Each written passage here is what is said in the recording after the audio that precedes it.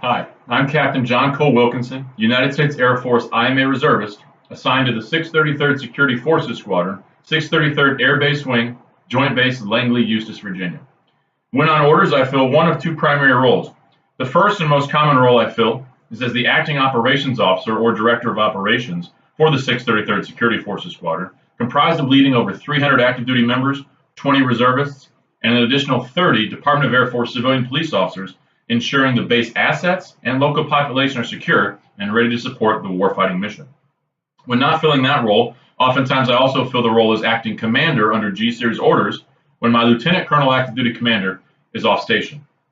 When not on orders, I reside in the greater Metro Detroit area where this video is being produced.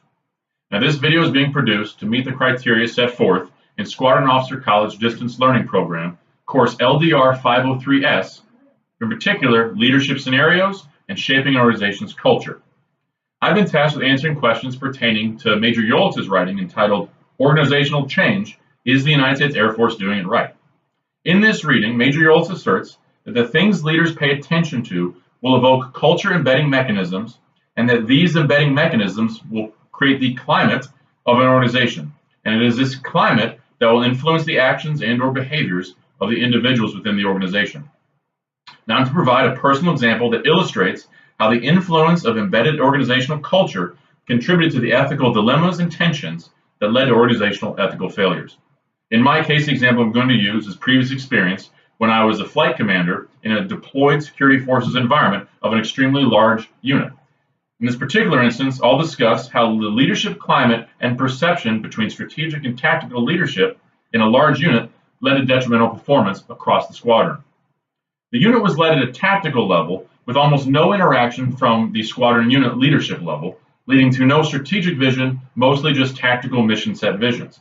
Because of the focus on tactical level decision making only and paramount, it forced empowerment on individuals, a detriment to rigid systems control, which is very important in a security forces environment. This focus on only tactical level leadership at the flight level further led to instances of dereliction of duty, mishaps, and even unfortunately, because of safety concerns, a non-combat related fatality.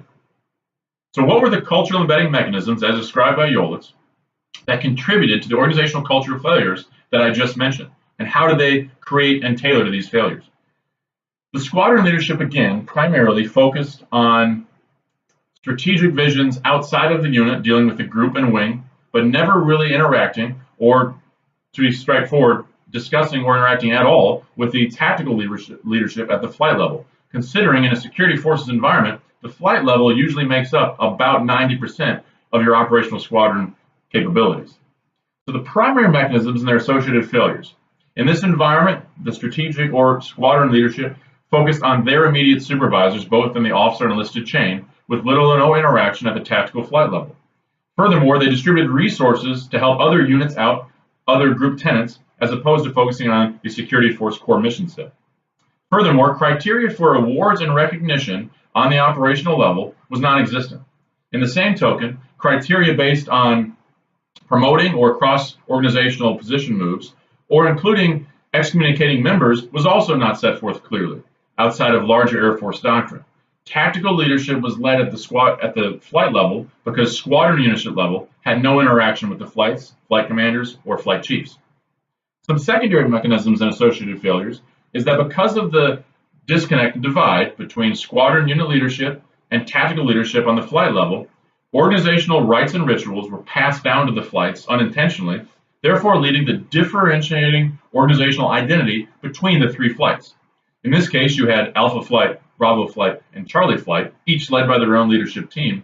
However, these leadership teams had no interaction with each other, and furthermore, no collective interaction with the squadron leadership, meaning the core mission competencies and mission sets, goals, and vision statements of that squadron were unknown to the flight commanders and their associated flight chiefs, and thereby it was impossible to pass down strategic squadron or higher level leadership ideals and goals down to the actual operational lower ranking members.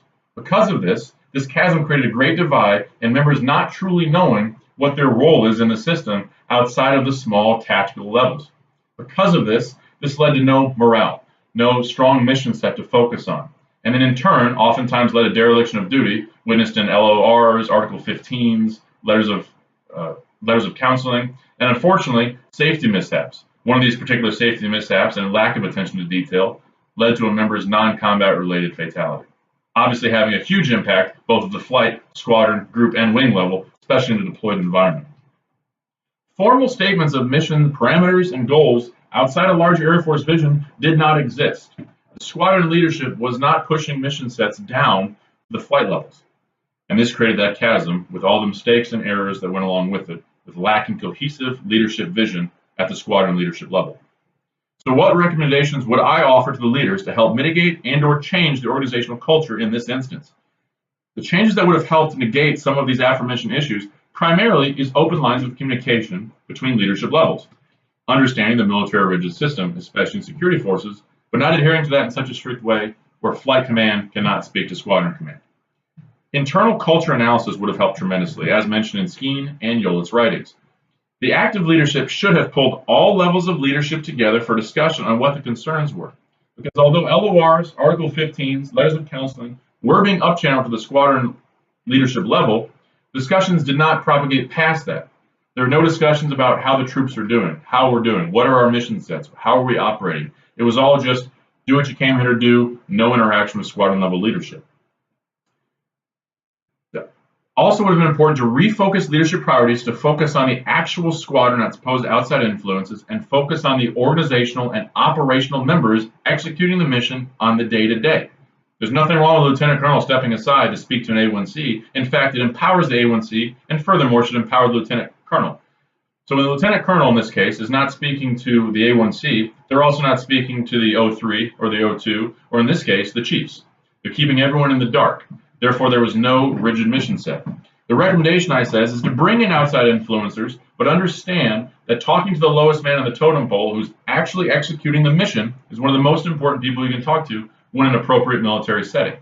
Knowing your people, knowing who they are and what they value can help you tailor your mission set and goals to execute the mission, as opposed to just falling back on larger Air Force doctrine. It led to no cultural identity outside of being in the Air Force, which although it is the world's greatest Air Force, squadron leadership is where the real work is done, and squadron leaders and commanders need to understand that they need to cooperate and work down the chain with their flight members and their operational members to ensure they know exactly what the mission is and to know that leadership cares about them executing the mission in an efficient and effective way. So again, today we briefly discussed a brief introduction of myself, Captain Wilkinson, and also shaping an organization's culture based on Major Yolett's reading. I'm Captain John Cole Wilkinson, 633rd Security Forces Squadron, and this completes my briefing.